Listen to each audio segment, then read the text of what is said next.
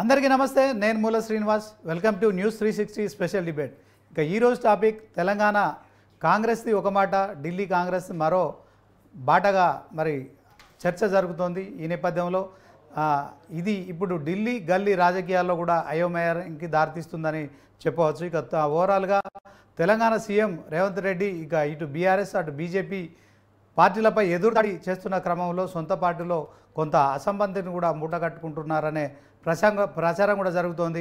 ఆదాని వ్యవహారం కావచ్చు, ఇక జాతీయ కాంగ్రెస్ ఒక వైఖరి అవలంబిస్తే తెలంగాణ రాష్ట్ర కాంగ్రెస్ మరొక వైఖరితో పోతుందనే విమర్శలు కూడా వెల్లువెత్తుతున్నాయి. దీంతో ముఖ్యమంత్రి రేవంత్ రెడ్డి కాంగ్రెస్ పార్టీ జాతీయ పాలసీలకు వ్యతిరేకంగా నడుచుకుంటున్నారని అధిష్టానం ఆగ్రహంగా ఉందని కూడా మరి ప్రచారం సాగుతోంది. ఈ నేపథ్యంలో మద్యం పాలసీ ఇష్యూ తీసుకున్నట్టయితే ఇక ఏఐసిసి మాటలకు రేవంత్ రెడ్డి మాట్లాడిన మాటలకు ఎక్కడ సింక్ కావట్లేదు. లిక్కర్ కేసు విషయంలో కరెక్టే అని వ్యాఖ్యలు చేయడంతో రేవంత్ తీరుపై కూడా కాంగ్రెస్ అధిష్టానం అసహనం వ్యక్తం చేసిందన్న గుసగుసలు కూడా వినిపిస్తున్నాయి. సుప్రీంకోర్టుపై కూడా అనుచిత వ్యాఖ్యలు చేయడం వంటివి కూడా మరి అధిష్టానం ఆగ్రహానికి మరొక కారణంగా కూడా చెప్తున్నారు. మొత్తానికి ఇక మరి ఓవైపు ఢిల్లీ అధిష్టానంతో కటిఫ్ అవుతోందని ప్రచారం జరుగుతోంది. ఇక తెలంగాణలో కూడా మంత్రులు కూడా రేవంత్కు పూర్తి స్థాయిలో సహకరించడం లేదనే టాక్ కూడా మరి వినిపిస్తోంది. అనుభవం లేని వ్యక్తి మరి ఏకంగా సీఎం హోదాలో కూర్చోవడం కావచ్చు, అనుభవం ఉన్న సీనియర్ మంత్రులు సహకరించడం లేదని సర్వత్రా మరి వినిపించడమే ఇందుకు కారణంగా కనిపిస్తోంది. ఫలితంగా తెలంగాణ రాష్ట్రంలో పాలన కూడా గాడి తప్పిందనే భావనను ప్రతిపక్షాలు కూడా ప్రజల్లోకి తీసుకెళ్లే ప్రయత్నాలు చేస్తున్నట్టు కూడా ప్రచారం జరుగుతోంది. సీఎం రేవంత్ రెడ్డి హైడ్రా ఏర్పాటు చేసి మరి ఇదంతా డైవర్ట్ చేస్తున్నారని కూడా ఒకవైపు సామాజిక మాధ్యమాలలో మరి ప్రచారం జరుగుతోంది. ఇక మరి హైడ్రాతో చర్యలు చేపడుతున్నప్పటికీ కూడా అవి కూడా బూమరాంగు అవుతున్నాయని కూడా మరి ప్రచారం సాగుతోంది. సొంత పార్టీలో కొంత వ్యతిరేకత ఎదుర్కొంటున్న నేపథ్యంలో మరి ఎసరు పెట్టే నేతలపై ఇప్పుడు సీఎం రేవంత్ రెడ్డి కాన్సన్ట్రేషన్ చేస్తున్నారనే వాదనలు కూడా మరి ఎంతవరకు కరెక్ట్ అనే దాని విషయంలో కూడా ఈరోజు స్పెషల్ డిబేట్. ఇక మరి తెలుగు రాష్ట్రాల్లో తుఫాన్ అయితే బీభత్సం సృష్టించింది. సో ఇరు రాష్ట్రాల ముఖ్యమంత్రులు కూడా మరి ఇటు ఖమ్మంకు సీఎం రేవంత్ రెడ్డి మరి సహాయక చర్యలను పర్యవేక్షించేందుకు స్వయంగా వెళ్ళారు. చంద్రబాబు ఇక నిన్న రాత్రి అంతా కూడా విజయవాడలోనే మాకం పెట్టారు. ఈరోజు తెలంగాణ సీఎం కూడా వరద సహాయ కార్యక్రమాలపై పర్యవేక్షించేందుకు దగ్గరుండి ఇక ఈరోజు రాత్రి కూడా ఖమ్మం జిల్లాలో ఉంటారనే ప్రచారం. మరొకవైపు వరదలు వర్షాలతో బీభత్సం జరుగుతున్న నేపథ్యంలో రాజకీయంగా మాత్రం తెలంగాణ సీఎం కొంత మరి సొంత పార్టీలోనే మరి వ్యతిరేకతను మూట కట్టుకుంటాడనే ప్రచారం కూడా సాగుతోంది. ఈరోజు మనతో మరి డిబేట్లో పాల్గొంటున్నారు స్టూడియోలో మరి శివకుమార్ లాల్ గారు, అలాగే కాంగ్రెస్ నాయకులు, ఇక బీఆర్ఎస్ పార్టీకి సంబంధించి విజయార్య క్షత్రియ గారు, అలాగే ఇక మరి జూమ్లో జాయిన్ అవుతున్నారు మరి అనలిస్ట్ కోటేశ్వరరావు గారు, ఆయనతో పాటే మరి ఇక వెంకటరెడ్డి గారు బీజేపీ నాయకులు ఉన్నారు. అందరికీ గుడ్ ఆఫ్టర్నూన్. శివకుమార్ లాల్ గారు, ముందుగా కాంగ్రెస్ పార్టీతో స్టార్ట్ చేద్దాం, ఎందుకంటే అధికార పార్టీ ప్రతినిధిగా చెప్పండి. ఇందాక నేను మాట్లాడిన విషయాలు ఏవైతే ఉన్నాయో సీఎం రేవంత్ రెడ్డి కొన్ని ఇష్యూలలో మరి హైడ్రా తీసుకున్నప్పటికీ కూడా తర్వాత మరి అదానితో ఒప్పందాలు కావచ్చు, మరి ఇక ప్రధానమంత్రిని బడే బాయ్ అనడం కావచ్చు, న్యాయ వ్యవస్థపై వ్యాఖ్యలు చేయడం కావచ్చు, ఇక బుల్డోజర్ ఏదైతే హైడ్రాతో కొంత ఈ బుల్డోజర్ రాజకీయాల విషయం మీకు తెలిసిందే. ఉత్తరప్రదేశ్ సీఎం విషయంలో మరి బుల్డోజర్ రాజా అని అతన్ని పిలుస్తారు. ఇదే సమయంలో తెలంగాణ సీఎం కూడా చేపడుతున్న కార్యకలాపాలు కూడా కేంద్రంలో ఉన్న ఢిల్లీ పెద్దలకు నచ్చడం లేదు, ఢిల్లీ కాంగ్రెస్ పెద్దలకు నచ్చడం లేదనే ప్రచారం జరుగుతుంది. వీటన్నిటిని ఎట్లా చూస్తారు? ముందుగా న్యూస్ 360 ప్రేక్షకులకు, మీకు ప్యానల్ ఉన్న వారికి నమస్కారం. ఒకటేమంటే ఈరోజు కోటేశ్వరరావు గారా, కాంగ్రెస్ పార్టీ అధికారంలోకి వచ్చిన తర్వాత ఇప్పుడు ఈ 9 తారీఖు వస్తే 9 నెలలు, ఓకే రైట్. అయితే కాంగ్రెస్ పార్టీ అధికారంలోకి వచ్చింది. కాంగ్రెస్ పార్టీ ఒక వినూత్నంగా ముందుకు పోవడం జరుగుతుంది. ఏదైతే ప్రజలకు ఇచ్చిన 6 గ్యారెంటీలు అనుకోండి, లేకపోతే కాంగ్రెస్ పార్టీ అధికారంలోకి వచ్చిన తర్వాత ప్రజలకు పాలన అందించడంలో కానీ ఎక్కడ కూడా వెనక్కి తగ్గకుండా మొత్తానికి ముందడుగు వేయడం జరుగుతుంది. రెండోది ఏంటంటే ఈరోజు పల్లం రాజు గురించి మాట్లాడడం జరిగింది. హైడ్రా సబ్జెక్ట్ వస్తే పల్లం రాజు కాంగ్రెస్ అతనే, ఆయన పోయి ఢిల్లీలో మల్లికార్జున్ ఖర్గే గారికి తర్వాత ఇతరులకు చెప్పిండ్రు అనేది చెప్పడం జరిగింది. అది వాస్తవము. కానీ ఈరోజు ఏదైతే హైడ్రా ఏదైతే తీసుకొని రావడం జరిగిందో తెలంగాణలో, అది ఒక టీఆర్ఎస్, ఎంఐఎం, బీజేపీ ఇంకా ఇతర పార్టీలదే కాదు, సొంత పార్టీ వాళ్ళు కూడా తప్పు చేస్తే తప్పే. అది ఎవరైనా సరే తప్పుని తప్పు అందాం, ఎవరైనా సరే దాని గురించి మనం ఆ దిశగానే ముందుకు పోదాం. ఇంకొకటి ఏంటంటే ఖచ్చితంగా ఈరోజు హైకమాండ్కు చెప్పిన తర్వాత అయినా మల్లికార్జున్ ఖర్గే గారు కానీ లేకపోతే రాహుల్ గాంధీ గారు కానీ వాళ్ళు మాట్లాడడం జరిగింది. తర్వాత రాహుల్ గాంధీ గారు గో హెడ్ అనడం జరిగింది. ఎందుకంటే ఒక రకంగా నువ్వు చేసిన పని ప్రజలకు మంచిదైతే, లేదంటే ముందు చూపుతోని పోతున్నావు, గత తరాలకి ఇది బాగుపడుతుందంటే మటుకు ఖచ్చితంగా యూ గో హెడ్ అనడం చెప్పడం జరిగింది. హైకమాండ్ ఎక్కడ కూడా దీన్ని హైడ్రాని ఆపు అని చెప్పింది మటుకు ఏం లేదు. రెండోది ఏంటంటే ముఖ్యమంత్రికి మొన్న కోమటిరెడ్డి రాజగోపాల్ రెడ్డి గారు చెప్పిన మాటకి కొంచెం దుమారం లేపింది. కానీ అది కప్పుల తుఫాన్ అని చెప్పి మొన్న కూడా మనం మాట్లాడిన డిబేట్లో నేను చెప్పడం జరిగింది. ఒకటి ఏంటంటే బహుశా ఉత్తమ్ కుమార్ రెడ్డి గారి మీద ఉన్న ప్రేమనో లేకపోతే ఆయనని ప్రసన్నం చేసుకోవడానికో ఆయన ఏదో మాట దొరలిండు. ఫస్ట్ ఆయన మంత్రి అనడానికి ముఖ్యమంత్రి అన్నాడు, తర్వాత దాన్ని సరి చేసుకుంటూ మంత్రి గారు అన్నారు. ఇంకోటి ఏమంటే ఆయన ఏదో జోష్యం చెప్పిండు, దానికి మనం ఆ సబ్జెక్ట్లో పోనవసరం లేదు. అండ్ మోర్ ఎవర్ ఈరోజు కాంగ్రెస్ పార్టీ మొత్తానికి ముఖ్యమంత్రి రేవంత్ రెడ్డి అయినా సరే, కాంగ్రెస్ పార్టీ అయినా సమిష్టిగానే ఉంది. ఈరోజు మంత్రివర్గంలో అందరూ కూడా సంతృప్తిగానే ఉన్నారు. జరిగే కార్యక్రమాలని మనం ముందుకు తీసుకుపోవాలి. దాంతోపాటు గతంలో మనకు ఎంపీ ఎలక్షన్లో ఒక నెల 15 రోజులు 2 నెలలు అదొక డిస్టర్బ్ అయింది. ఇప్పుడు పరిపాలనను గాడికి పెట్టాలనుకుంటే కొంచెం హైడ్రా అదానితో ఒప్పందాల విషయంలో మరి ఒకవైపు జాతీయ స్థాయిలో మరి అదాని విషయంలో రాహుల్ గాంధీ తీవ్రంగా వ్యతిరేకిస్తున్నారు. అదే అదానితో మీరు రాష్ట్రంలో మరి కొత్త వ్యాపారానికి శ్రీకారం చుట్టారు. ఇది కూడా కొంత మరి అధిష్టానానికి ఇది కొంత రేవంత్ విషయంలో మరి ఇది వ్యతిరేకత తలెత్తుతుందని ప్రచారం జరుగుతుంది. ఏం చెప్తారు? ఒకటేమంటే అదానిని ఏదైతే రాహుల్ గాంధీ గారు ప్రతిపక్షంగా కాంగ్రెస్ పార్టీలో ఇండియా కూటమి తరఫు నుంచి ఏదైతే మాట్లాడుతుండో, అది నరేంద్ర మోదీ గారు ఎవరైతే ప్రధానమంత్రి గతంలో 10 సంవత్సరాలు, ఇప్పుడు 1 సంవత్సరం దగ్గర అంటే 11 సంవత్సరాల నుంచి అదానికి దోచిపెడుతుండు అనేది రాహుల్ గాంధీ గారు మొత్తానికి ఎత్తి చూపడం జరుగుతుంది. అది ఒక రకంగా సెంట్రల్లో అది జరుగుతుంది. ఓకే, కానీ ఈరోజు రేవంత్ రెడ్డి గారు వెళ్ళి ఏదైతే అదే ఆదానితోని ఈరోజు రాష్ట్రానికి పెట్టుబడులు పెట్టని చెప్పి మాట్లాడుతుండు అంటే, ఒకటి మనం ఇక్కడ ఆలోచించాల్సింది ఏంటంటే, గత ప్రభుత్వం ఏదైతే టీఆర్ఎస్ బీఆర్ఎస్ ఉండేనో ఖజానా ఖాళీ చేసిపోయింది. ప్రతి తలకాయ మీద 1,50,000 రూపాయలు అప్పు పెట్టిపోవడం ఉంది. ఈరోజు ప్రభుత్వంని నడపాలనుకుంటే పెట్టుబడులు కూడా కావాలి. కాబట్టి ఆ దిశగా రేవంత్ రెడ్డి గారు పోయినరేమో అని నేను అనుకుంటున్నాను. ఒకవేళ హైకమాండ్ గిట్ట వద్దు అనుకుంటామంటే రేపు ఆయన కూడా ఆదానికి ఇవ్వకుండా కూడా ఆపేస్తాడు. అది ఎందుకంటే హైకమాండ్ నిర్ణయానికి ఆయన వ్యతిరేకంగా పోడు, శిరసా వహిస్తాడు. ఖచ్చితంగా అది జరుగుతుంది. ఓకే, ఒకసారి అనలిస్ట్ కోటేశ్వరరావు గారితో మాట్లాడదాం. కోటేశ్వరరావు గారు, గుడ్ ఆఫ్టర్నూన్. చెప్పండి.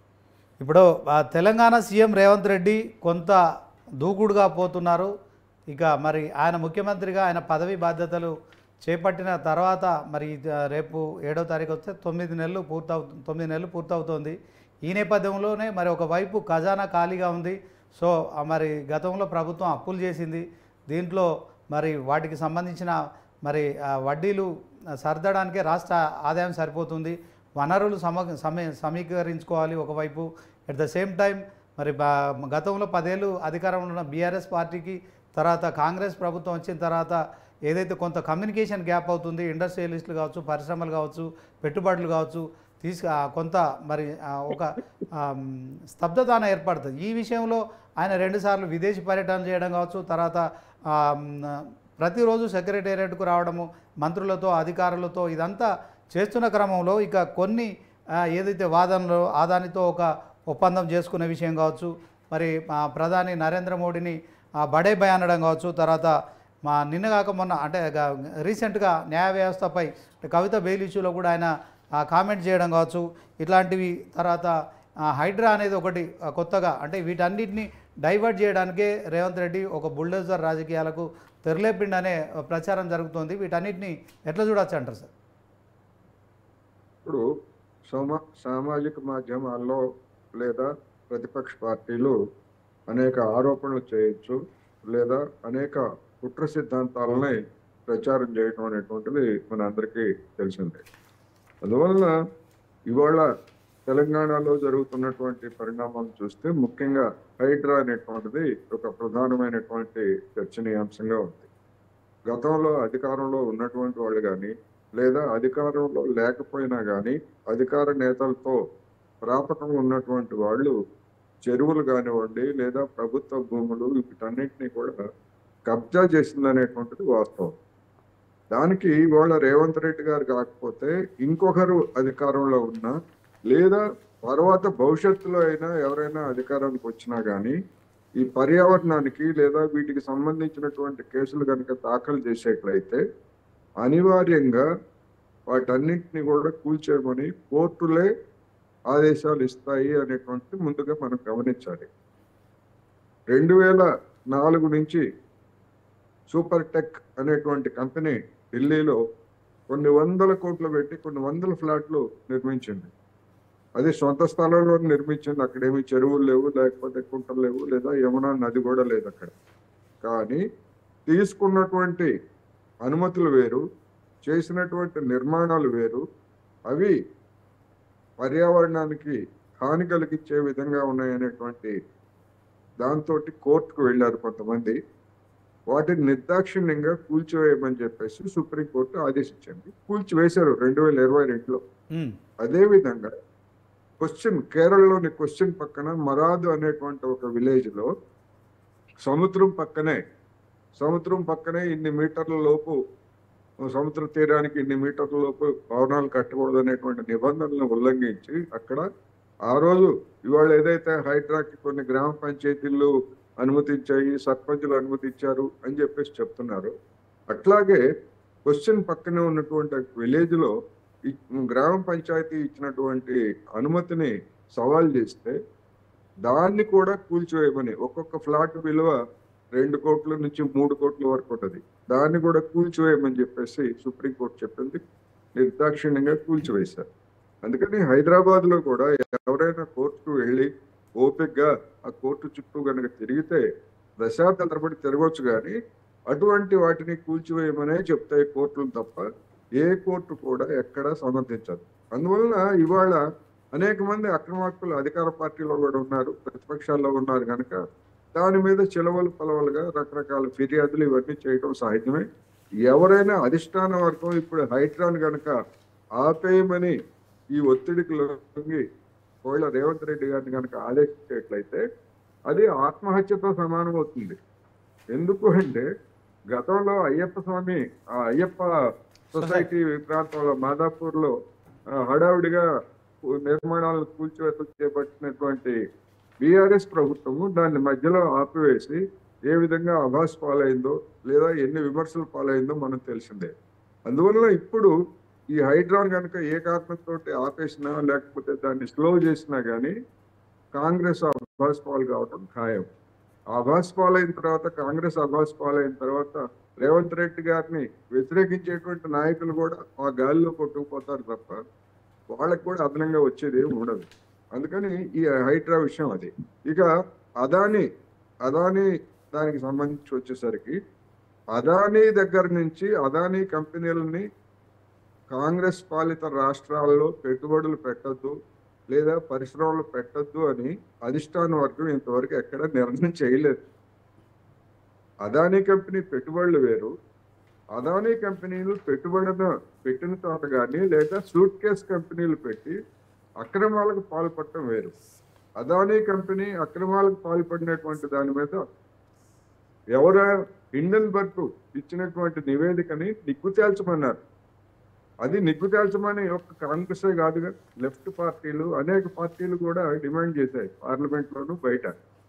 అందువలన అది అదానీ కంపెనీల మీద విచారణ జరపమనేది అది ఒక అంశం అయితే, అదానీ పెట్టుబడులు పెడితే తీసుకోవద్దని కాంగ్రెస్ ఎక్కడ తీర్మానం చేయలేదు, అది వేరు. అందుకని అదానీ కంపెనీ అనేటువంటిది గతంలో కాంగ్రెస్ అధికారంలో ఉండగా కూడా ఉనికిలో ఉంది కదా, గుజరాత్లో ఉంది, అదేవిధంగా అనేక రాష్ట్రాల్లో అది పెట్టుబడులు పెట్టింది. అప్పుడేమీ అదానీ కంపెనీల మీద ఇప్పటి మాదిరి నరేంద్ర మోడీ సర్కార్తో చేతులు కలిపి అక్రమాలకు పాల్పడిందనేటువంటి విమర్శలు ఆనాడు ఎవరు చేయలేదు కనుక అది మామూలుగానే సాగిపోయింది అనేక మంది ఇతర పారిశ్రామికవేత్తలు కానీ ఇప్పుడు కదా నరేంద్ర మోడీ గారు శ్రీలంక అధ్యక్ష ఆఫీస్ కార్యాలయానికి ఫోన్ చేసి మా అదానికి అక్కడ విద్యుత్ ప్రాజెక్ట్ ఇవ్వండి అని చెప్పారని చెప్పేసి అక్కడ ఉన్నటువంటి వాళ్లే కదా బయట పెట్టింది. అది కాంగ్రెస్ కాదు బయట పెట్టింది, లేకపోతే ఇక్కడ ఉన్నటువంటి లెఫ్ట్ పార్టీస్ కాదు. అందువల్ల అదానీ అనేటువంటి సంస్థ, అదానీ కావచ్చు, అంబానీ కావచ్చు, ఎవరైనా కావచ్చు, కేంద్ర ప్రభుత్వ పెద్దల్ని రాపుగా చేసుకొని లబ్ధి పొందారు అనేటువంటి ఆరోపణలు వచ్చినప్పుడు వాటిని నిగ్గుదల్చమన్నారు తప్ప కాంగ్రెస్ కానీ మరొకటి కానీ అదానీ కంపెనీలు పెట్టుబడులు తీసుకోవద్దు లేకపోతే ఇంకోటని ఎక్కడా చెప్పలేదు. అందువల్ల ఈ పెట్టుబడులు తీసుకోవడానికి, పెట్టుబడులు పెట్టమని ఆహ్వానించడానికి, అదానీ అక్రమాల మీద విచారణ జరపడానికి డెఫినెట్గా తేడా ఉంది. దీన్ని పోల్చాల్సినటువంటి అవసరం లేదు. ఉదాహరణకు ఇప్పుడు నరేంద్ర మోడీ గారిని బడే బాయ్ అని చెప్పేసి సంబోధించారని చెప్పేసి చెప్తున్నారు. నరేంద్ర మోడీ గారిని బడే బాయ్ అని గౌరవప్రదంగా సంబోధించినంత మాత్రాన కాంగ్రెస్ పార్టీ కానీ రేవంత్ రెడ్డి గారు కానీ బీజేపీని విమర్శించకుండా మానుకోలేదుగా. అదేవిధంగా నరేంద్ర మోడీ గారిని ఆ విధంగా సంబోధించినంత మాత్రాన బీజేపీ నాయకులు కాంగ్రెస్ని కానీ రేవంత్ రెడ్డి గారిని ఎక్కడైనా వదులుతున్నారా? మా మోడీ గారిని బడే బాయ్ అన్నారు అందుకని మేము విమర్శించకూడదని ఎక్కడ వాళ్ళు స్పేర్ చేయట్లేదు కదా. అందుకని రాజకీయాలు మర్యాద వేరు, రాజకీయాలు వేరు, అవినీతి వేరు, పెట్టుబడులు వేరు. ఉదాహరణకి కేరళ ఉంది. కేరళ గవర్నమెంట్ సిపిఎం నాయకత్వంలో ఉంది. అక్కడ ఒక పోర్టు అంతకు ముందు ఉన్నటువంటి కాంగ్రెస్ గవర్నమెంట్ ఒక పోర్టు ఆయనకి అప్పగించింది. కానీ అదానీ కంపెనీల మీద వచ్చిన ఆరోపణలు వచ్చిన తర్వాత మరి అక్కడ సిపిఎం ప్రభుత్వం ఉండి ఆ పోర్టు గతంలో ఒప్పందం చేసుకున్నారు, నీ మీద ఆరోపణలు వచ్చాయి కనుక మేము రద్దు చేస్తామని చెప్పలేదు అక్కడ. ఎందుకని ఒప్పందం ప్రకారం ప్రభుత్వం పార్టీ మారచ్చు తప్ప ప్రభుత్వం అనేటువంటిది శాశ్వతంగా ఉంటుంది. అందుకని ఇటువంటి వాటన్నిటినీ కూడా అన్నిటినీ కలగపులగం చేసి ఒక కుట్ర సిద్ధాంతాలని చెప్పడం ద్వారా ఏదో రేవంత్ రెడ్డి గారికి అస్థిరత్వం వస్తుంది ఇంకోటని చెప్తున్నారు. ఒకవేళ అదే గనక వాస్తవం అయితే మొత్తం కాంగ్రెస్ కూలిపోతుంది, ఎవరు ఏమి బాగుకునేది ఏమి ఉండదు అనేది కూడా నేను ఈ సందర్భంగా చెప్పదలుచుకున్నాను. రెండోది, ఇవాళ ఉన్నటువంటి భౌతిక పరిస్థితుల్లో, కాంగ్రెస్ ఉన్నటువంటి పరిస్థితుల్లో అనేక మంది నాయకులుగా ఉన్నటువంటి వాళ్ళు మరి రేవంత్ రెడ్డి గారికి ముందు పిసిసి అధ్యక్షులుగా ఉన్నారు కదా, వాళ్ళేమీ మరి కాంగ్రెస్ ని అధికారానికి తీసుకొచ్చే స్థాయిలో కార్యకర్తలను కానీ పార్టీని కానీ వాళ్ళేమీ ఇగ్నైట్ చేయలేదు. కానీ రేవంత్ రెడ్డి తనదైనటువంటి శైలిలో అటువంటి ఇగ్నైట్ చేశారు. దానికి తగినటువంటి ప్రతిఫలం కూడా ఆయనకి ముఖ్యమంత్రి పదవి రూపంలో వచ్చింది. దాన్ని ఎట్లా కాపాడుకోవాలో అనేటువంటి సమిష్టిగా ఆలోచిస్తే ఆ పార్టీ బాగుపడుతుంది, ఆ పార్టీలో ఉన్నటువంటి నాయకులందరికీ లబ్ధి తగ్గుతుంది తప్ప దాన్ని నేను ఇచ్చడం చేసుకోవాలి, మనమే తగలబెట్టుకోవాలి అని ఎవరైనా అనుకునేట్లయితే అంతకంటే ఆత్మహత్య సదృశ్యం మరి ఉండదు. అటువంటి అవసరం ఇప్పుడు ఉన్నది అని నేనైతే అనుకోవట్లేదు. తప్పులు చేస్తే విమర్శించడం వేరు, అధికార పార్టీ వాళ్ళని విమర్శించవచ్చు, ప్రతిపక్షమైన విమర్శించవచ్చు, కానీ సొంత కొంపను తగలబెట్టుకోవడం అనేటువంటిది అది సరైనటువంటిది ఏ పార్టీకి కూడా సరైనటువంటిది ఉండదు అనేది నేను ఈ సందర్భంగా చెప్తాను. Okay sir, Delhi liquor case విషయంలో కూడా మరి ఇక కాంగ్రెస్లో అంటే జాతీయ స్థాయిలో ఇదంతా కుంభకోణం మా బీజేపీ చేసిన కుట్ర అని రాహుల్ గాంధీ గారు పార్లమెంట్లో కూడా మాట్లాడారు, మనకు తెలిసిందే. ఇదే సందర్భంలో మొన్న కవిత లిక్కర్ ఇష్యూలో బెయిల్ మంజూరైన క్రమంలో మరి మీడియా చిట్ చాట్లో కూడా రేవంత్ రెడ్డి చేసిన వ్యాఖ్యలపై కూడా దుమారం లేగింది. దీంట్లో కొంత సుప్రీంకోర్టు కూడా మరి బెయిల్ ఇష్యూలో ఆగ్రహం వ్యక్తం చేసింది. ఇలాంటి కామెంట్స్ని కూడా ఎట్లా చూస్తాం సార్? ఇలాంటి కామెంట్స్ చేయకూడదు. ఎందుకంటే ఒక ముఖ్యమంత్రి స్థానంలో ఉన్నటువంటి వాళ్ళు కానీ, లేదా ప్రజాప్రతినిధులుగా ఉన్నటువంటి వాళ్ళు కానీ, లేదా బాధ్యత కలిగినటువంటి రాజకీయ పార్టీలు ఏవి కూడా చేయకూడదు. ఏమిటి అంటే దాని ఉద్దేశం ఏమిటి అంటే అక్కడ న్యాయ వ్యవస్థలో ఉన్నటువంటి న్యాయమూర్తులకి దురుద్దేశాన్ని ఆపాదించినట్లు అవుతుంది. అంటే బీజేపీ వాళ్ళు చెప్పినట్టుగా న్యాయమూర్తులు నడుపుకుంటారు, వాళ్ళు చెప్తే కవిత గారికి కానీ లేదా మరొకరికి కానీ బెయిల్ ఇస్తారు, వాళ్ళు చెప్పకపోతే కేసు పెడతారు. ఇటువంటి కామెంట్స్ చేసేట్లయితే అది కోర్టులను అవమానించినట్టు అవుతుంది. అదేవిధంగా రేవంత్ రెడ్డి గారు కాదే, ఇప్పుడు ఈవెన్ మన బండి సంజయ్ గారు చేసినటువంటి కామెంట్స్ కూడా న్యాయమూర్తులకి దురుద్దేశమే. ఎందుకు అంటే కాంగ్రెస్ వాళ్ళు ఎట్లా చెప్తే అట్లా వింటున్నారనేటువంటి ఉద్దేశంతో కదా ఆయన మాట్లాడింది. న్యాయమూర్తులు కాంగ్రెస్ వాళ్ళు చెప్పినట్టు వింటారా, లేదా కాంగ్రెస్ లాయర్లు చెప్పినట్టు వాదిస్తే అక్కడ బెయిల్ ఇస్తారా న్యాయమూర్తులు? అంటే ఇవాళ ఎన్విరాన్మెంట్ ఎట్లా ఉందంటే మొత్తం అంతా కూడా కేంద్రంలో రాష్ట్రంలో అధికారంలో ఉన్నటువంటి వాళ్ళందరూ ముఖ్యమంత్రులు లేదా ప్రధానమంత్రులు అందరిలో కూడా న్యాయమూర్తులను కూడా ప్రభావితం చేస్తారు అనేటువంటి అభిప్రాయాలు వచ్చిన కారణంగా ఈ విధంగా జరుగుతూ ఉంది. Okay sir. ఇక్కడ ఒకటి మాత్రం ఇక్కడ ఒకటి స్పష్టం చేయదలుచుకున్నా. సార్ న్యాయ వ్యవస్థ న్యాయమూర్తులను ప్రభావితం చేయటం వేరు. ఇప్పటి వరకు భారతదేశంలో కొన్ని ఉదంతాల్లో అలాంటి ఆరోపణలు వచ్చినప్పటికీ మొత్తం మీద చూసినప్పుడు అవి ఎక్కడ రుజువు కాలేదు ఒకటి. కానీ దర్యాప్తు సంస్థలను దుర్వినియోగం చేయటం, కేంద్రంలో అయితే ఈడీ లేకపోతే ఐటీ ఇటువంటి సంస్థలను దుర్వినియోగం చేయటం వేరు. రాష్ట్రాల్లో సిఐడి లేకపోతే ఎన్ఫోర్స్మెంట్ ఇట్లాంటి సంస్థలను దుర్వినియోగం చేయటం వేరు. అందుకని మనం ఎవరైనా మాట్లాడేటప్పుడు ఈ పరిమితులను కనుక దృష్టిలో ఉంచుకోకపోయేట్లయితే రేవంత్ రెడ్డి గారి మాదిరి సుప్రీంకోర్టు చేతిలో చివాట్లు తినాల్సి వస్తుంది అనేది గుణపాఠంగా తీసుకోవాలి. Okay sir. ఇక మరి బీజేపీ నాయకులు వెంకటరెడ్డి గారు ఉన్నారు, ఆయనతో కూడా ఒకసారి మాట్లాడదాం.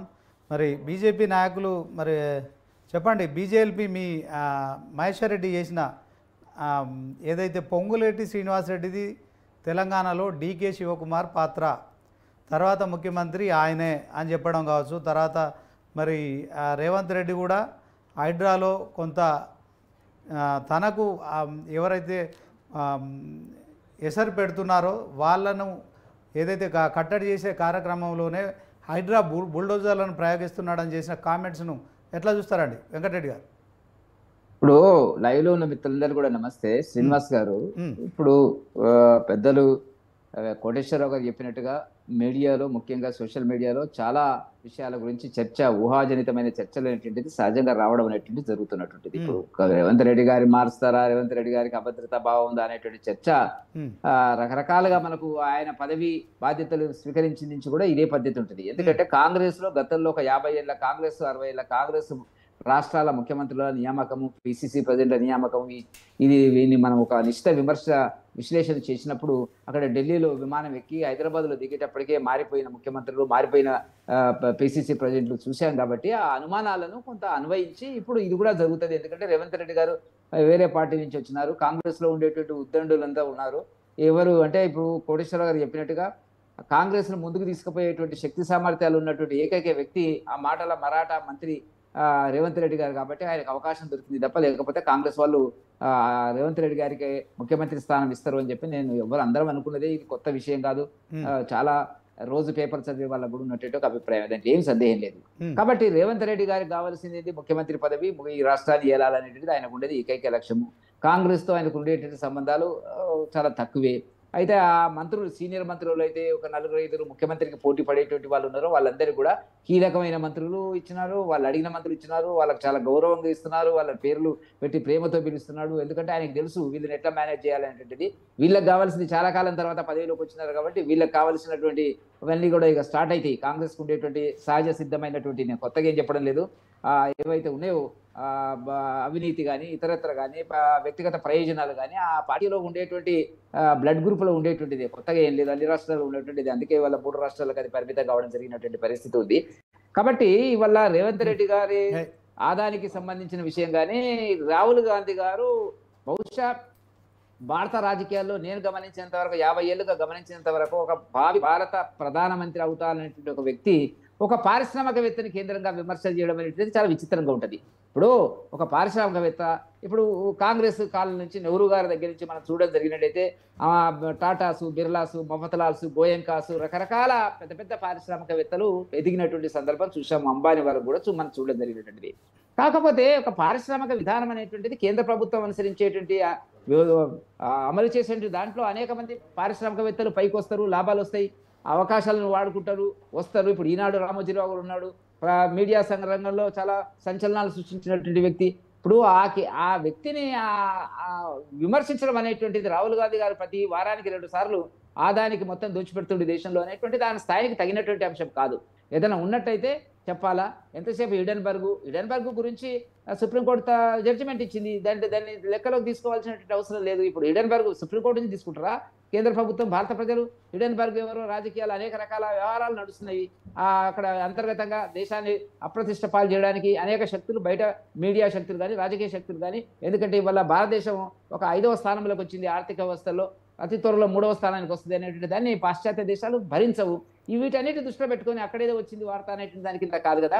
ఇప్పుడు నేను ఇక్కడ రేవంత్ రెడ్డి గారు ఆదానికి సుమారుగా 13,000 కోట్లకు సంబంధించినటువంటి ప్రాజెక్టులకు సంబంధించి మరి ఒక ఒప్పందాలు చేసుకుంటున్నట్టుగా ఒక నిమిషం వెంకటరెడ్డి గారు 1 మినిట్. కోటేశ్వరరావు సార్, వెంకటరెడ్డి గారు మాట్లాడుతున్నారు. ఆదాని వ్యవహారంలో రాహుల్ గాంధీ విమర్శలు చేస్తున్నారు అనవసరంగా. ఈ హిండెన్బర్గ్ ఇచ్చిన నివేదికను మేము ప్రామాణికంగా తీసుకోము, ఇది అనవసర చర్చ, దీనిపైన మరి ఇక అది కరెక్ట్ కాదంటున్నారు. ఏం చెప్తారు సార్? కరెక్టే కదా. ఇప్పుడు హిండెన్బర్గ్ 1 మినిట్ రెడ్డి గారు ఆగండి, చెప్పండి సార్. అది వెంకటరెడ్డి గారు కాదు చెప్పాల్సింది. ఎందుకంటే అది పార్లమెంట్ లో చర్చ జరిగింది, పార్లమెంట్ లో రచ్చ జరిగింది. పార్లమెంట్ లో ప్రధానమంత్రి నరేంద్ర మోడీ గారు దాని మీద ఒక ప్రకటన చేయాలని చెప్పేసి కోరారు. ఎందుకంటే దేశవ్యాప్తంగా సంచలనం కలిగించినటువంటి ఉదంతం అది. పార్లమెంట్ లో కూడా చర్చ జరిగింది.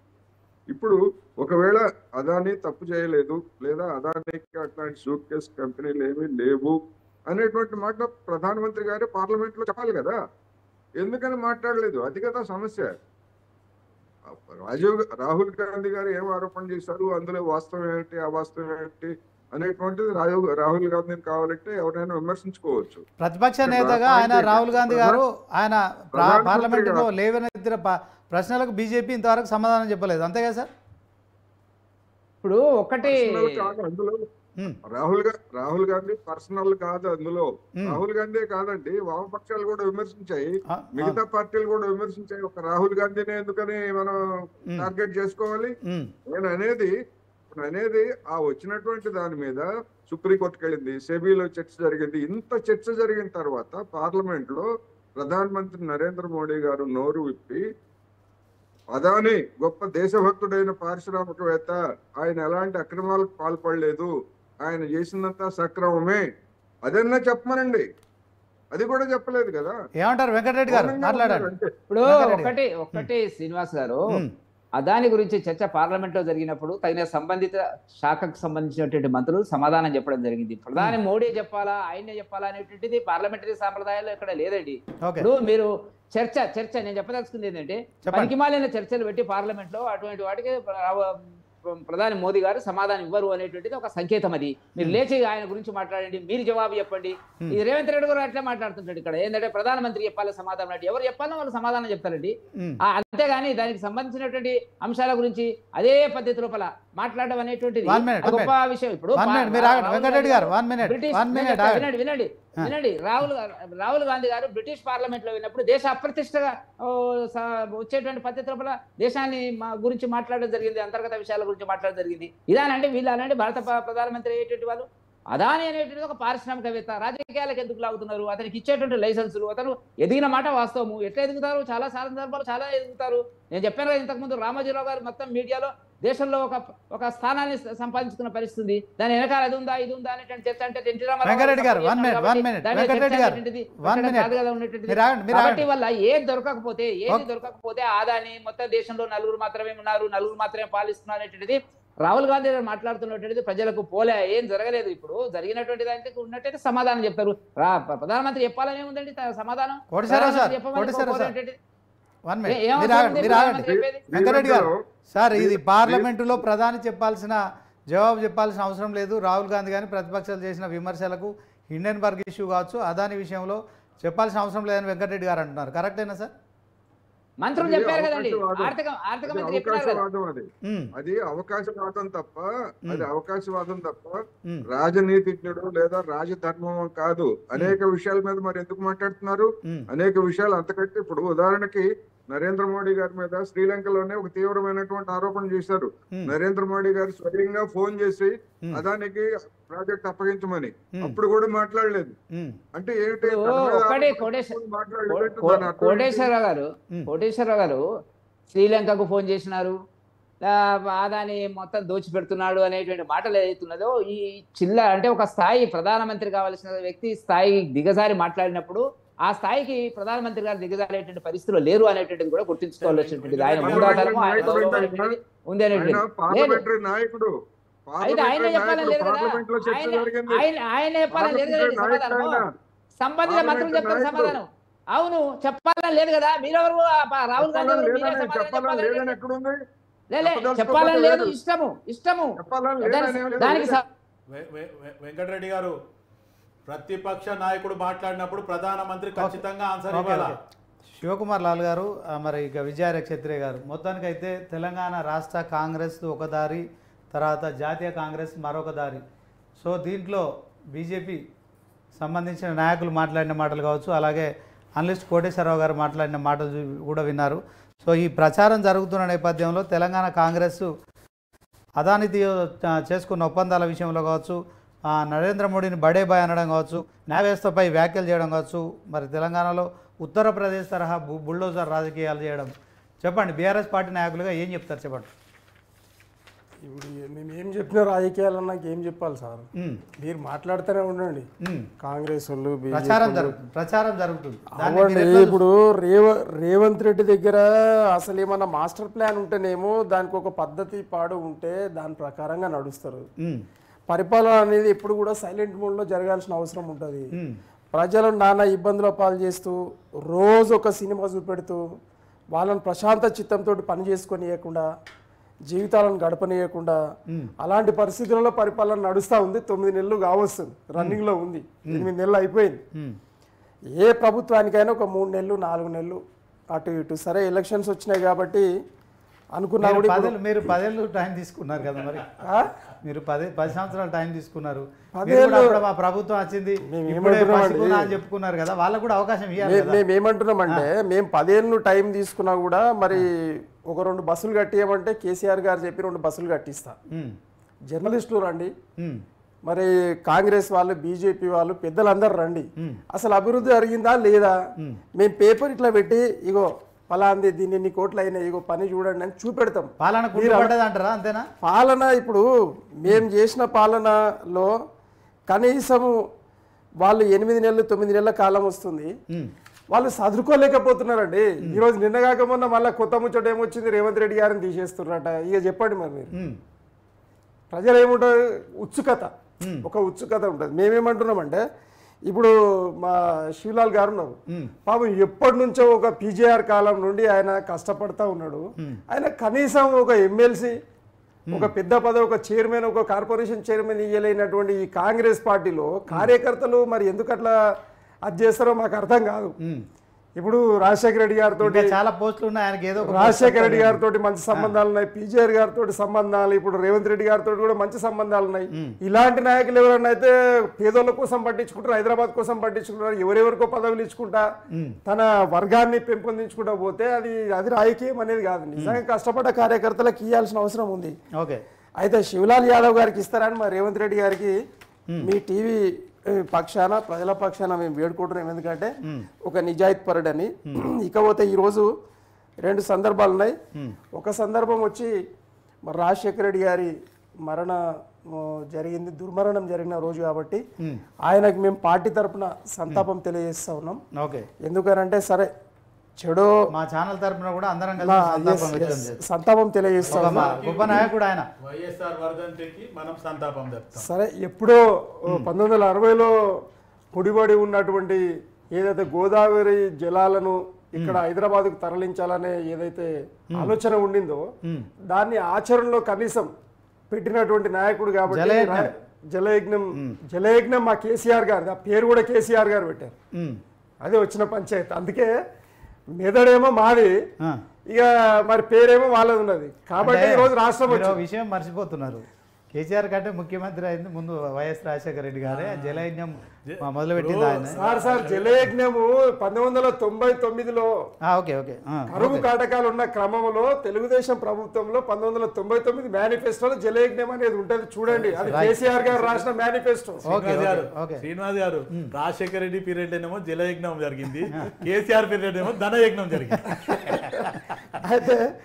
అయితే మొట్టమొదటి 10 సంవత్సరాలు మీరు చేసిన కార్యక్రమాలు రాజశేఖర రెడ్డి గారికి సంతాపం తెలియజేస్తూ, అట్లనే పవన్ కళ్యాణ్ గారికి సోదరులు కాబట్టి ఆయన కూడా ఈరోజు పుట్టినరోజు ఉన్నది.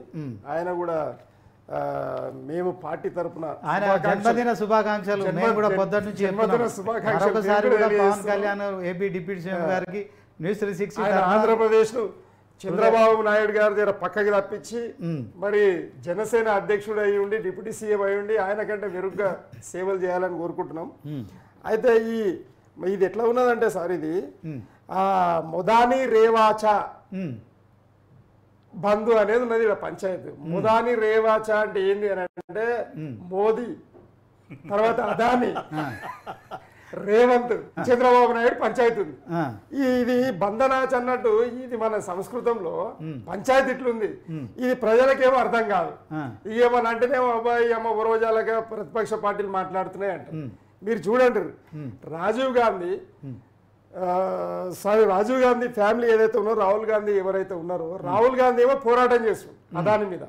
మొత్తం కేంద్రంలో ఉన్నటువంటి ఎంపీలు అందరూ అదాని మీద పోరాటం చేస్తారు, ప్రతిపక్షాలు కలిపి. ప్రతిపక్షం ఇండియా కూటమి ఏమో ఆయన మీద పోరాటం చేస్తుంది. మా రేవంత్ రెడ్డి గారేమో అదాని తోటి దోస్తీ చేస్తాడు.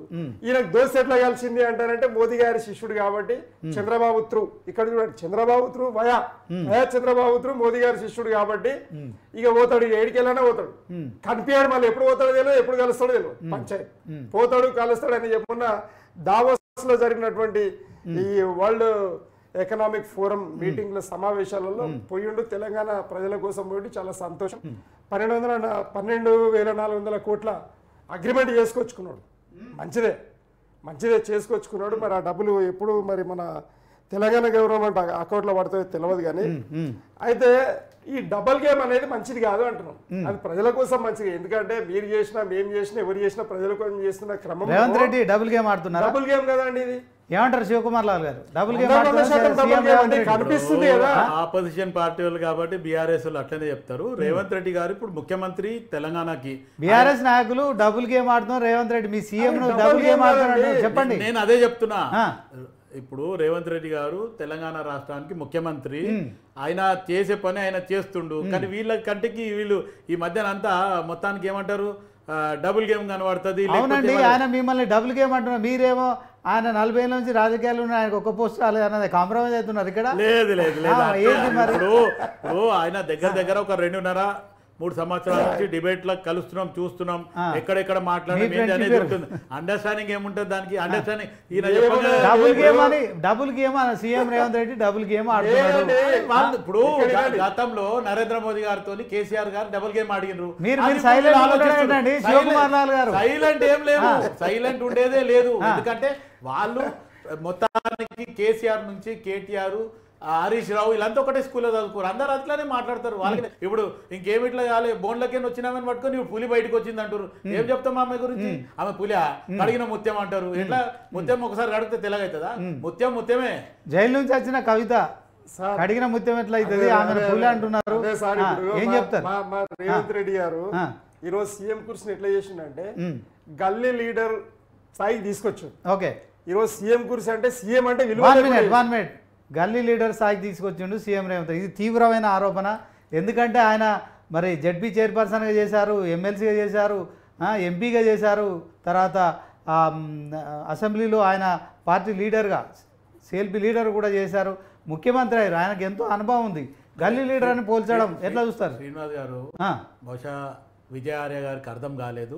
ఈ రోజు కాంగ్రెస్ పార్టీ పని అయిపోయింది అనుకున్న రోజుల్లో రేవంత్ రెడ్డి గారు పిసిసి వర్కింగ్ ప్రెసిడెంట్ అయింది. ఆ 2 సంవత్సరాలు వర్కింగ్ ప్రెసిడెంట్ లా కాంగ్రెస్ పార్టీ ఏంది, నాయకులు ఎవరు, ఎవరితోని నేను ఎట్లా బిహేవ్ చేయాలా అనేది ఆయన నేర్చుకుంటు కాంగ్రెస్ పార్టీలోకి వచ్చి.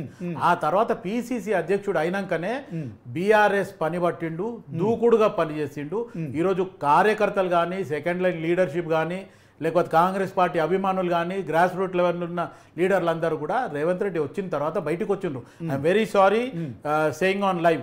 ఉత్తమ్ కుమార్ రెడ్డి గారు ఉన్నప్పుడు మమ్మల్ని అందరినీ వండబెట్టాడు, ఇన్క్లూడింగ్ మీ ఆల్సో. ఏమైనా చేయాలంటే ఆలోచించాం. కానీ రేవంత్ రెడ్డి పిసిసి అధ్యక్షుడు వచ్చిన తర్వాత ఎవ్వరు కూడా ఏ కార్యకర్త కూడా పండుకోలేదు. ఖచ్చితంగా పనిచేయడం జరిగింది, దూకుడుగా పోయడం జరిగింది. ఏదైతే కేసీఆర్ ప్రభుత్వంలో వ్యతిరేకం వచ్చిందో దాన్ని ఖచ్చితంగా మేము ఎన్కరేజ్ చేసుకున్నాం. ఖచ్చితంగా ఈరోజు కాంగ్రెస్ పార్టీ అధికారంలోకి రావడానికి కారణం ఒక పిసిసి అధ్యక్షుడు బాధ్యత కూడా అక్కడ ఉంది. మరి ఆయన ఈరోజు గల్లీ లీడర్ అంటారు, గల్లీ హైకమాండ్ లీడర్ కూడా ఈ రోజు ఒక్క నిమిషం ఇంకో మాట ఎగ్జాంపుల్ చెప్తాను. ఆయన మంత్రి పదవి చేసిన అనుభవం లేదు, అందుకే పాలన గాడి తప్పుతోంది, ముఖ్యమంత్రి ఆయన ఎగ్జాంపుల్స్ చెప్తా అంటున్నా. ఈ రోజు కేసీఆర్ కి తగ్గుడు మనిషి అంటే రేవంత్ రెడ్డి, తగిన మొగడు, తగిన మొగడు, రైట్. ఓకే, ఇద్దరు కలిసి పెళ్లి చేయండి మరి. అరే కేసీఆర్ టీఆర్ఎస్ పార్టీ 13 ఏళ్ళు ఉద్యమం చేసిన పార్టీ 2 సార్లు 10 ఏళ్ళు 2 సార్లు అధికారంలోకి వచ్చింది. అధికారంలో ఇక్కడ అధికారంలో ఇద్దరు పెళ్లి చేయండి మరి. మా మా ఎవరికి మా కేసీఆర్ గారికి రేవంత్ రెడ్డి చేయండి మరి మీరిద్దరు. ఇప్పుడు ఇది విషయం ఏంటంటే అంత పెద్ద నాయకుని కూడా ఢీ కొట్టి కాంగ్రెస్ పార్టీని పూర్తి స్థాయిలో బీఆర్ఎస్ లో ఉన్న వ్యతిరేకతను క్యాచ్ చేసుకున్నాం, మేము అధికారంలోకి వచ్చినాం. సో కేసీఆర్ ను మేము ఎప్పుడో గల్లీ లీడర్ కు పరిమితం చేసాం అంటున్నా, ఏం చెప్తారు? ఒక మాట చెప్తాను, కేసీఆర్ గారు ఏ రోజు రేవంత్ రెడ్డి గారు పేరు తీయలేదు. అవును, పేరు తీయలేదు, ఇది వాస్తవం. తీయడు కూడా ఒక్కటి. అయితే ఈయన పెద్దోడిని అంటే నేను లీడర్ని అవుతా అనే ఉద్దేశంతో కేసీఆర్ గారి పేరు వాడుకొని ప్రచారంలోకి వచ్చిండు. అరే కేసీఆర్ తిడుతుండు పోయి, కేసీఆర్ తిడుతుండు పోయి. ఈయనకున్న పెద్ద కథ ఏం లేదు, అందుకే ఆయన గల్లీ లీడర్ వాళ్ళు ఇంకా ఓలే. ఆయన సీఎం ఆయన ఇంకా ఓషులో లేడు. ఆయన నేను జడ్పీటీసే, నేను ఇంకా ఎంపీటీసే, నేను ఇంకా సర్పంచ్ అనే స్థాయిలో మాట్లాడుతూ ఉన్నాడు. ఆయన ఏం చెప్తాం? అందుకే ఎప్పుడు ఏం మాట ఎవరిని మాట్లాడాలనో తెలియనటువంటి వ్యక్తిత్వం, మర్యాద లేనోడు. ఈరోజు సుప్రీంకోర్టు ఏమంటుందండి ఇవాళ మళ్ళీ ఒకటి సుశ్రీ గారు, సుప్రీంకోర్టు నేనంటలే మరి అన్నప్పుడు అది తెలంగాణ ప్రజలకు సిగ్గుచేట కాదా? ఒక సీఎంను సుప్రీంకోర్టు ముట్టికాయలేస్తే మరి మేము గల్లీ లీడర్ అనకపోతే ఏమన్నా మాట్లాడండి, మిమ్మల్ని మాట్లాడండి. అంటే గతంలో కేసీఆర్ నేర్పించినదే అది, అందరు శిష్యరికం తీసుకున్నారు. రేవంత్ రెడ్డి మల్లన్న గాని, అరవింద్ గాని, లేకపోతే బండి సంజయ్ గాని, ఇట్లా నాయకులంతా బయటకు వచ్చి ఎవరి భాష నేర్చుకుంటారు. ఎందుకంటే కేసీఆర్ కు ఈ రోజు ఎదురు జవాబు చెప్పాలంటే మనం ఆయన దీటుగా మాట్లాడితేనే ఈ రోజు నడుస్తుంది అనే ఒక ఉద్దేశంతో వీళ్ళందరూ కూడా రేవంత్ రెడ్డి గారిని మాట్లాడితే నేను ఏమన్నా కేసీఆర్ తిట్లు ఎవరిని తిట్టిండు?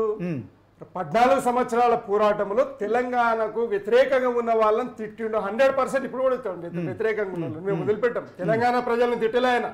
మర్యాదస్తులు ముఖ్యమంత్రిని దద్దమ్మ చవట పాలన చేత కదా అని మాట్లాడిండు.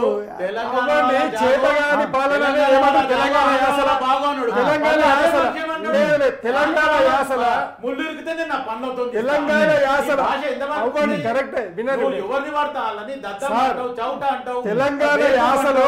ఏదో మంచి పాదాలు చెప్పండి, మీకు ఏమైనా నానార్థాలు తెలుసు? నిన్ను పిలిచిండు ఏ కూసమయ్యా కూసో అంటాడు. ఏంది ఇది భాష? అప్పుడు కేసీఆర్ నేర్పలేదా? 10 సంవత్సరాలు ముఖ్యమంత్రిగా ఉన్నప్పుడు మాట్లాడాడు కదా ఈ భాష.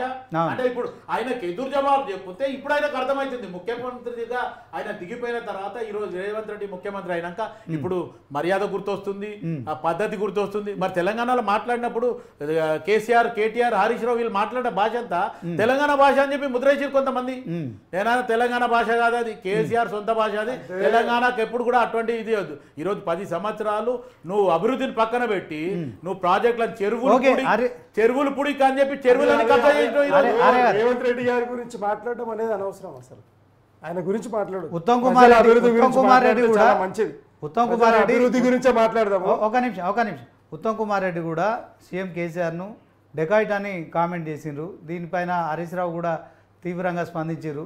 సో దీంట్లో మరి ఈ విమర్శల పర్వం అయితే కొనసాగుతుంది. కేసీఆర్ డెకాయిట్ అనడం ఎట్లా చూస్తారు చెప్పండి బీఆర్ఎస్ నాయకులుగా? ఇప్పుడు మేము ఏమంటామంటే కేసీఆర్ డెకాయితా, కేసీఆర్ ఏందా అనేది మేము గిట్లా చూపెట్టామండి ప్రజల దగ్గరికి. అందుకు మా నాయకుడు ప్రజల దగ్గరికి వస్తాడు. వీళ్ళు ఆగుతారు అసలు ఏంటంటే మళ్ళీ తుఫాన్ వస్తుంది. కేసీఆర్ గారు గ్రౌండ్ లకు దిగితే తుఫాన్ వస్తుంది. రోజుకు ఒక డ్రామా చేస్తున్నారు మీరు. డ్రామా చెప్పండి. డైవర్షన్ పాలిటిక్స్ ప్రజలను అసలు అభివృద్ధి పట్టించుకుంటారు. 10 సంవత్సరాల చెయ్యంది ఈ రోజు 8 నెలల్లో కాంగ్రెస్ పార్టీ చేసి చూపిస్తుంది. ప్రజాపాలన అనేది అయితే మేము నినాదం తీసుకొచ్చినామో దానికి ప్రజలు మాకు పట్టం కట్టిండ్రు. ఆ ప్రజలకి ఖచ్చితంగా మేము బీఆర్ఎస్ కు ఏం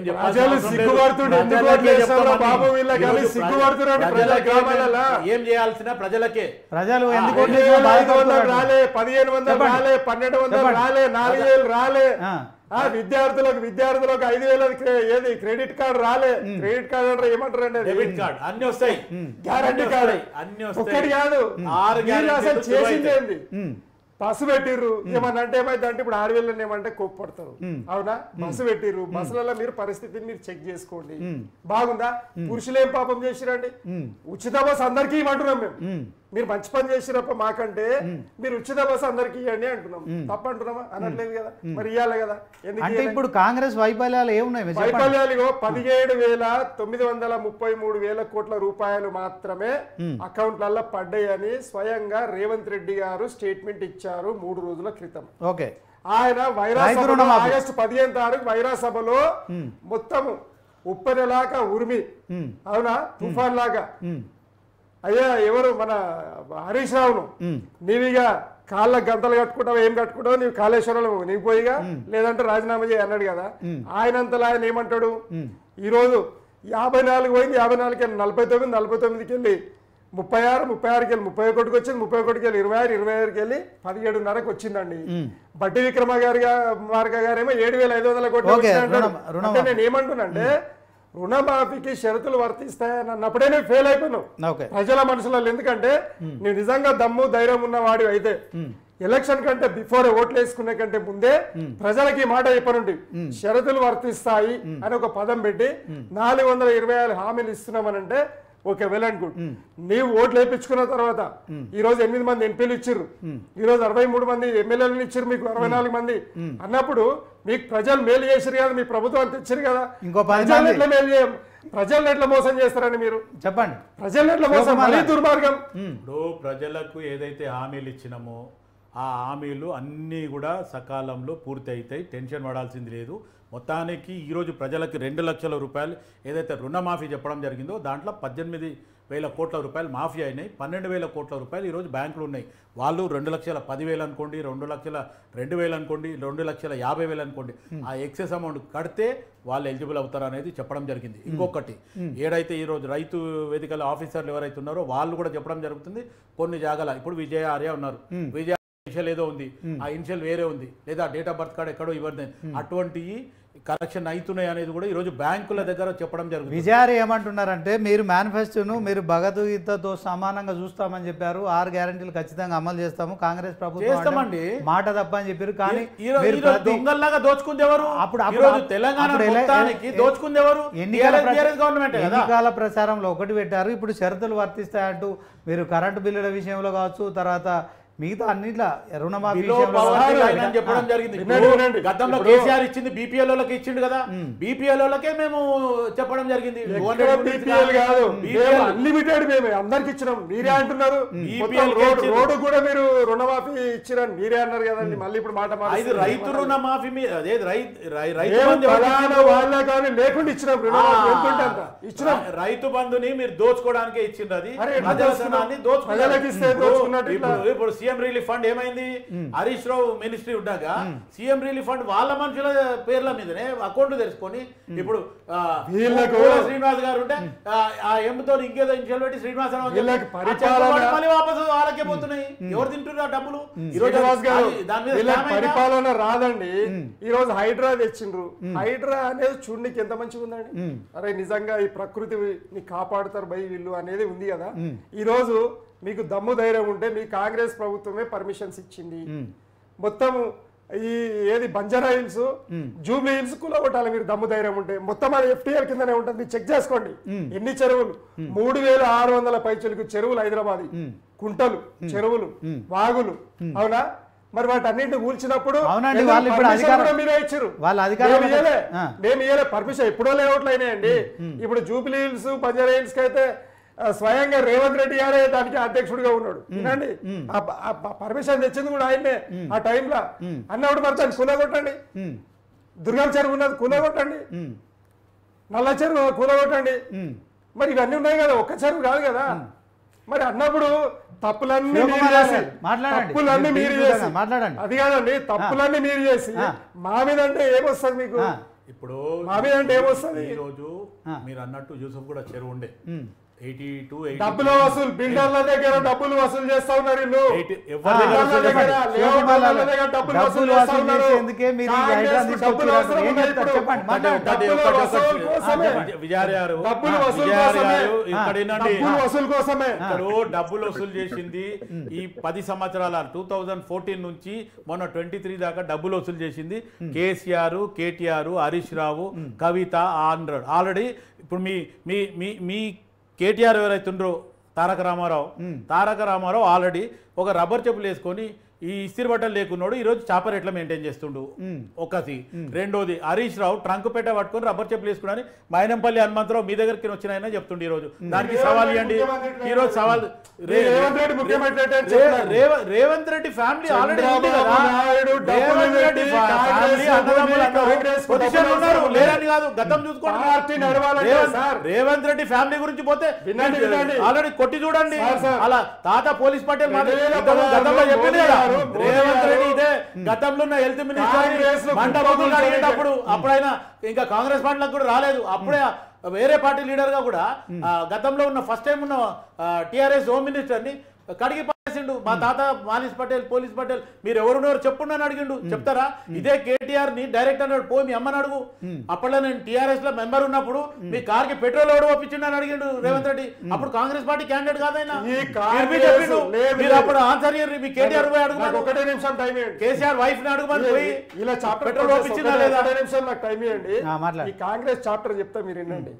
అందుకు మోదీ గారు విపక్షము సపక్షము పక్కకు పెట్టేసేస్తే బీజేపీ గవర్నమెంట్ చాలా మంచి పని చేసింది. ఏందో తెలుసా? 2016లో డిమానిటైజేషన్ తీసుకొచ్చింది. ఎందుకు తెచ్చింది? ఈ దొంగ కాంగ్రెస్ 75 ఏళ్ళ నుండి మంచిగా ఏంది పందికొక్కులాగా ప్రజల డబ్బంతా అందుకోసం డిమానిటైజేషన్ చేసి డిమానిటైజేషన్ మోదీ గారు చేశారు కాబట్టి ఈ రోజు కాళ్ళు చేతులు కాంగ్రెస్ చాలా మంచి పని చేసినారు. రైట్ ఒకటే కాంగ్రెస్ పార్టీ ఇచ్చింది అనుకుందాం. రైట్ మీరు అన్నమాట రైట్. నాగార్జున అది గుల కొట్టడానికి 2014 నుంచి 23 ఇప్పుడు మేము గుల కొట్టేదాకా మీకు దమ్ము లేదా? కళ్ళు మూసుకుంటారా గుడ్డోళ్ళ? ఎందుకు చేయలేదు? కోమట్ చెరువు 6.5 ఎకరాల ఇదే కేటీఆర్ దగ్గరుండి ఇప్పటికి ఆపిస్తున్నారు. ఎందుకు అంటే బినామీ కదా, అక్కడ బినామీ కదా. జన్వాడ ఫామ్ హౌస్ అయితే సుమోటో కింద ఫస్ట్ కేసీఆర్ ముందు లోపల పంపించాలి జన్వాడ ఫామ్ హౌస్. ఎందుకంటే పిరంగి నాల దగ్గర గొలుసు కట్టు చెరువులల్లా 80 కిలోమీటర్లు పోతుండే ఆ గొలుసు కట్టుకు చెరువు నీళ్ళు. అటువంటిది ఈ రోజు పిరంగి నాలా ఫస్ట్ ఇలా కేటీఆర్ సుమోటో కింద ఫస్ట్ లోపలేయాలి. ఫిరంగి నాలను ఆక్రమించి కేటీఆర్ జన్వాడలో ఫామ్ హౌస్ నిర్మించడం అయితే సుమోటో కింద ఫస్ట్ లోపలేయాలి. సుమోటో కింద వేస్తారా ఇట్లనే పట్టుకొని పోదామా. కానీ అయితే ఏంటంటే అసలు ఇప్పటిదాకా ఏ టీవీ ఛానల్లో ఈ పదం చెప్పబడలేదు. అసలు ఎందుకోసం కూల్చలేదు అనే దానికి జవాబు చెప్తున్నా. 2014 నుండి 2 తారీఖు జూన్ 2 నుండి పట్టుకొని మొన్న జూన్ 2 వరకు 2024 జూన్ 2 10 years ఇది ఉమ్మడి రాజధాని అండి. ఆంధ్రప్రదేశ్ కు తెలంగాణకు మనకు ఉమ్మడి రాజధాని పర్మిషన్ అయితే మనకు అథారిటీ లేదు కాబట్టి కూలగొట్టలే. ప్రభుత్వం మారింది, ఆ పని మీరు చేస్తారు. ఈ వీడియో వ్యవస్థ మేము పెట్టింది, మున్సిపల్ చట్టం తెచ్చింది. 800 మందిని దాన్ని కేటాయించినాము. దాని కమిషనర్ ఉన్నాడు. ఆ కమిషనర్ తీసేసి ఇప్పుడు ఈ కమిషనర్ పెట్టారు. ఇంతే నేను చేసిన పని. అది మీరు కాదు కదా. ఇప్పుడు అధికారంలోకి వస్తే మీలాగా వసూలు చేయకుంటే మరి ఇక తెలంగాణ సీఎం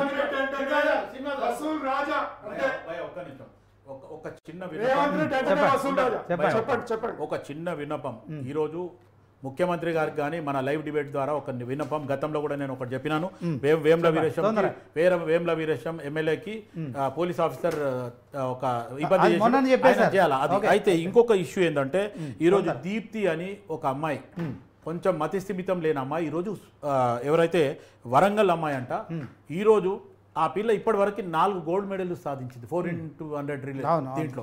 అటువంటి అమ్మాయికి ఈరోజు ముఖ్యమంత్రి గారు జైపాల్ రెడ్డి ఎవరైతే పిఏ గిట్ ఉన్నారో 20 సార్లు ఫోన్ చేస్తే ఫోన్ లేపలేదంట.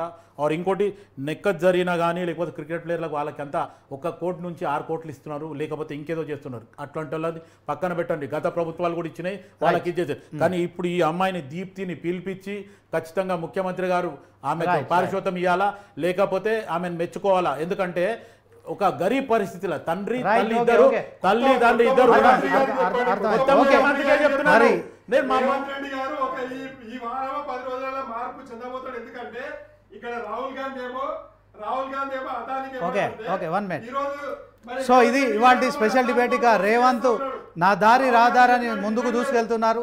తెలంగాణలో మరి తనకంటూ ఒక మార్కు పాలనను కొనసాగించేందుకు కూడా మరి అటు అధిష్టానం కావచ్చు, తర్వాత బీజేపీతో కావచ్చు, కయ్యమైన వియ్యమైన ముందుకెళ్లే కార్యక్రమాలు చేపడుతున్నారు. నా దారి రాదారి అనుకుంటూనే ముందుకెళ్తున్నారు.